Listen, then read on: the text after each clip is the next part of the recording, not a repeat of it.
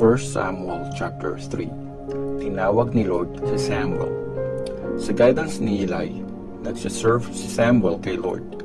Noong time na yon, madalang magsalita si Lord sa mga tao at bihira na ang mga visions na galing sa kanya. Isang gabi, natutulog si Eli sa sarili niyang kwarto. Malabo na ang mga mata niya at halos di na siya makakita. Natutulog naman si Samuel sa sanctuary ni Lord, kung saan nandun ang box ng kasunduan. Bago magmadaling araw at may sindi pa ang lamp nun, tinawag siya ni Lord. Samuel, Samuel. Sumagot si Samuel, ano po yun? Patakbo siyang lumapit kay Eli at sinabi, bakit mo po ako tinatawag? Pero sinabi ni Eli, di kita tinawag, matulog ka na uli. Kaya pumalik si Samuel sa higaan. Pero tinawag ulit siya ni Lord. Samuel. Bumangon siya, pumunta uli kay Eli at sinabi, tawag mo po ba ako? Sumagot si Eli, anak, di kita tinatawag. Sige na, matulog ka na uli.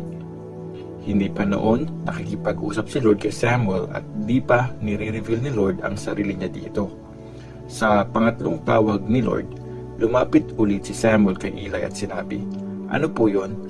Bakit mo po ako tinawag? Na-realize ni Eli na si Lord ang tumatawag sa bata. Kaya sinabi niya, bumalik ka sa higaan mo at pag tinawag ka niya uli, sabihin mo, Lord, magsalita ka po. Nakikinig ang servant mo. After nito, bumalik si Samuel sa higaan. Dumating si Lord, tumayo at tumawag uli, Samuel, Samuel. Sumagot si Samuel, magsalita ka po, nakikinig ang servant mo.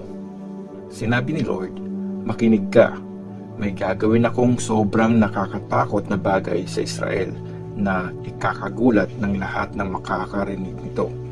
Sa araw na yon, gagawin ko ang lahat ng sinabi ko sa pamilya ni Eli, mula simula hanggang sa dulo. Sinabi ko na sa kanya na forever kong paparusahan ang pamilya niya dahil binastos ako ng mga anak niya. May alam siya sa nangyayari pero di man lang niya pinigilan ang mga ito. Kaya sinusumpa ko na walang kahit anong offering o sacrifice ang makakapagbayad sa kasamaan ng pamilya ni Eli. Natulog ulit si Samuel. Kinaumagahan, pinuksan niya ang mga pinto ng bahay ni Lord. Natatakot siyang sabihin kay Eli ang tungkol sa vision. Pero tinawag siya ni Eli at sinabi, Samuel, anak. Sumagot si Samuel, bakit po? Nagtanong si Eli, anong sinabi ni Lord sa iyo? Huwag mo nang itago sa akin. Paparusahan ka ni Lord at baka mas malala pang parusa ang mangyari sa iyo pag di mo sinabi sa akin lahat ng sinabi niya sa iyo. Kaya sinabi ni Samuel kay Eli ang lahat at wala siyang tinago. Tapos sinabi ni Eli, siya si Lord. Gawin niya sana kung anong tingin niyang tama. Ginaguide ni Lord si Samuel habang lumalaki ito at sinigurado niyang magkakatotoo ang lahat ng sinabi ni Samuel. Kaya mula Dan hanggang Beersheba, kinilala si Samuel na totoong prophet ni Lord. Patuloy ang pagre-reveal ni Lord sa sarili niya sa Shiloh kung saan siya nakipag-usap kay Samuel. At pag nagsasalita si Samuel, nakikinig ang buong bayan ng Israel. 1 Samuel chapter 4. Kinuha ng mga Philistines ang box ng kasunduan. Nakarating sa buong Israel ang sinabi ni Samuel. Noong panahong yon, nagsama-sama mga Israelites para labanan ng mga Philistines. Nagkampo sila sa Ebenezer at sa Afek naman ang mga Philistines. Sumalakay ang mga Philistines at after na matinding labanan, natalo nila ang mga Israelites. Nakapatay sila ng halos 4,000 na sundalong Israelites. Nang makabalik sa kampo ang mga nakaligtas na sundalo, nagtanong ang mga leaders ng Israel, bakit kaya hinayaan ni Lord na matalo tayo ngayon ng mga Philistines? Kunin natin sa Shiloh ang box ng kasunduan ni Lord para samahan niya tayo. Pag nasa atin yun, ililigtas niya tayo mula sa mga kalaban natin. Kaya pinakuha nila sa Shiloh ang box ng kasunduan ni Lord, ang makapangyarihan sa lahat. Nakaluklok siya bilang hari sa ibabaw ng mga kerubim. Sumama sa kanila ang dalawang anak ni Eli na sina Hophni at Phinehas. Nang dalhin sa kampo ang box ng kasunduan ni Lord, nagsigawan sa sobrang saya ang mga Israelites. Nayanig ang lupa sa lakas ng sigawan. Narinig ito ng mga Philistines at sinabi nila, "Bakit kaya nagsisigawan ng mga Hebrews sa kampo nila?" Nang malaman nilang nasa kampo ng mga Israelites ang box ng kasunduan ni Lord, natakot sila. Sinabi nila, "Lagot na tayo, may Diyos na dumating sa kampo nila. Ngayon lang nangyari sa atin ito. Kawawa tayo. Sino ngayon ang magliligtas sa atin mula sa kamay ng mga makapangyarihan nilang Diyos?" Ito ang mga Diyos na nagpadala ng mga salot para patayin ang mga Egyptians doon sa desert. Mga kababayan, lakasan natin ang ating loob. Magpakalalaki kayo para di tayo maging alipin ng mga Hebrews gaya ng pang-aalipin natin sa kanila. Magpakalalaki kayo at lumaban. Nakipaglaban ng mga Philistines at tinalo ulit nila ang mga Israelites.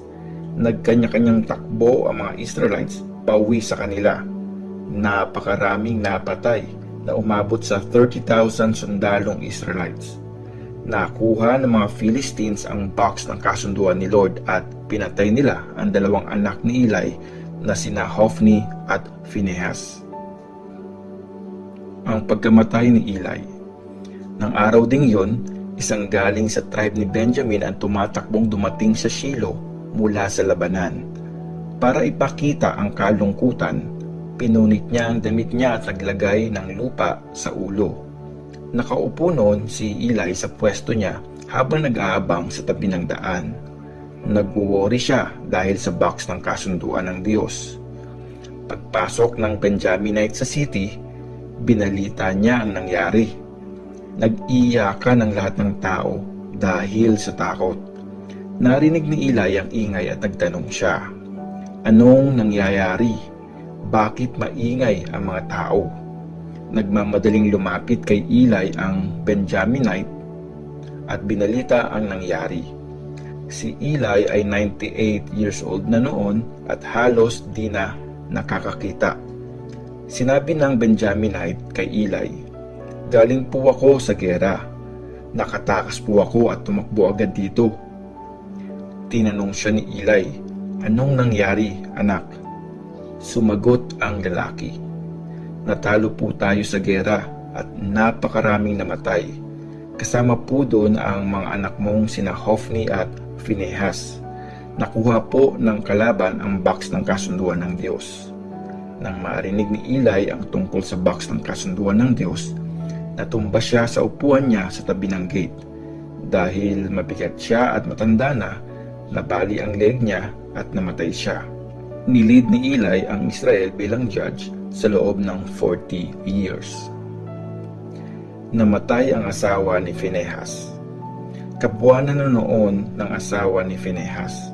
Nang malaman niyang naagaw ang box ng kasunduan ng Diyos at namatay ang biyenan niya, pati ang asawa niya, sumakit ng sobra ang tiyan niya at napaanak siya ng di oras. At habang nag-aagaw buhay siya, sinabi ng mga midwife sa kanya, "Lakasan mo ang loob mo, nanganak ka ng lalaki." Pero di siya kumibo. Pinangalanan niyang Ikabod ang baby. Sinabi niya, wala na ang kaluwalhatian ng Diyos sa Israel. Tinutukoy niya ang pagkakuha sa box ng kasunduan ni Lord, ang pagkamatay ng biyenan niya at ng asawa niya. Sinabi pa niya, wala na sa Israel ang kaluwalhatian ng Diyos dahil nakuha na ng mga Philistines ang box ng kasunduan ni Lord. 1 Samuel chapter 5. Ang box ng kasunduan sa mga Philistines. After na makuha ng mga Philistines ang box ng kasunduan ng Diyos, dinala nila ito mula sa Ebenezer papunta sa Ashdod.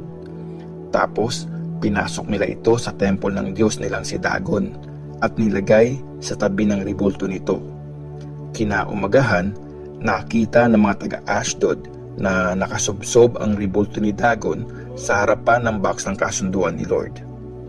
Kaya binuhat nila ito at binalik sa dating pwesto. Pagbangon nila ng maaga kinabukasan, nakita na naman nilang nakasubsob ang ribulto ni Dagon sa harapan ng box ng kasunduan ni Lord. Putol na ang ulo at mga kamay nito at nakakalat ang mga yon sa may pinto. Katawan lang nito ang naiwan sa ribulto. Ito ang dahilan kung bakit hanggang ngayon di na tumatapak sa bungad ng pintuan ng temple ang mga priest ni Dagon at lahat na nag-worship doon. Pinarusahan ang mga Philistines. Pinarusahan ni Lord ng matindi ang mga taga-Ashdod at tinakot sila ng sobra.